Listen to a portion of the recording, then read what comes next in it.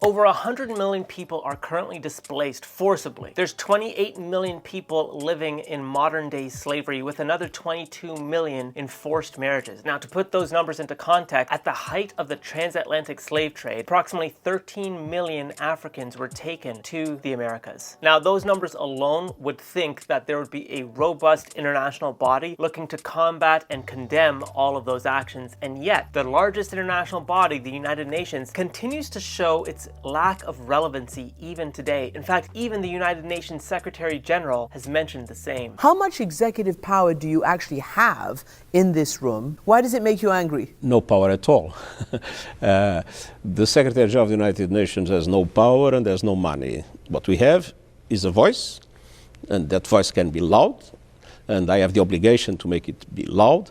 And what about conflict? Right now, Russia has invaded Ukraine, and despite UN draft resolutions put forward by the United States and Albania, Russia has vetoed them. The first one was to condemn the actions, and Russia vetoed it. The second one was to condemn Russia's annexation of those regions and its illegal referendums that it's done in those regions, and Russia vetoed them as well. You see, for Russia, it's not an invasion, it's a military operation. And for Russia, they say there's a lot of local support for what they're doing. A lot of people in these communities actually want to be part of Russia. And then there's Syria. There are approximately 17 draft resolutions put forward that condemned Syria for its use of chemical weapons, calls for ceasefire, and calls for more humanitarian assistance. All were vetoed by Russia. And then, of course, there's the current crisis that the Rohingya Muslims are facing. They are the most persecuted minority in the world, a true stateless people. In 2017, the Myanmar government enacted a genocide towards the Rohingya people, attacking 300 villages, 10,000 people were killed, another 600,000 people were displaced as a result. Rohingya Muslims can't marry each other, they can't attend educational institutions, and they can't have certain jobs. They are the true definition of a stateless people that are at the mercy of a government that's looking to wipe them out. And despite what's being put forward at the United Nations Security Council, China has threatened to veto anything that's put forward with regards to the Rohingya Muslims. Now think about this, the United Nations has a Human Rights Council. Somalia, Sudan, and Libya sit on that council, and yet all three countries are accused of high levels of human trafficking and sexual exploitation. Venezuela also sits on the Human Rights Council despite its anti-terrorism laws as a form of political persecution. Pakistan sits on the UN Human Rights Council despite the fact it is singled out for the imposition of compulsory labor as a means of racial or religious discrimination. China sits on the UN Security Council and can veto any resolution put forward despite the report calling out the forcible labor of the Uyghurs in vocational education and training facilities. So with all this happening, the biggest question is the UN still relevant today in 2023? And the short answer is,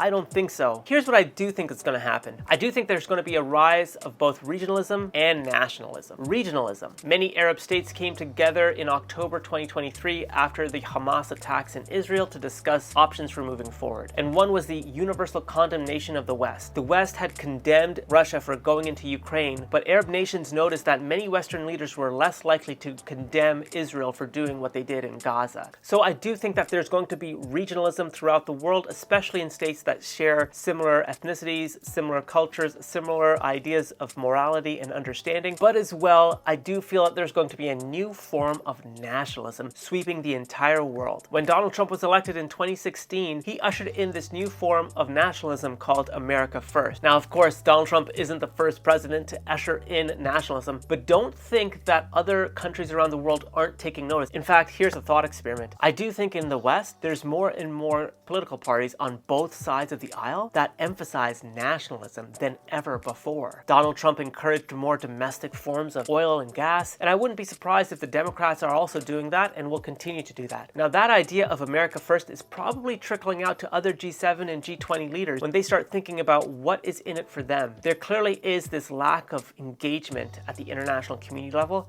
and a lack of teeth to enforce international agreements. So what I think is going to happen is larger states are going to turn more inwards. There's going to be more nationalism, and smaller states will probably look internally to regions like the Arab states, CARICOM in the Caribbean, and other member states throughout the world. And I think this is because they clearly see the ineffectiveness of the United Nations and the international bodies throughout the world. But what do you think? Do you think the United Nations is still effective here in 2023?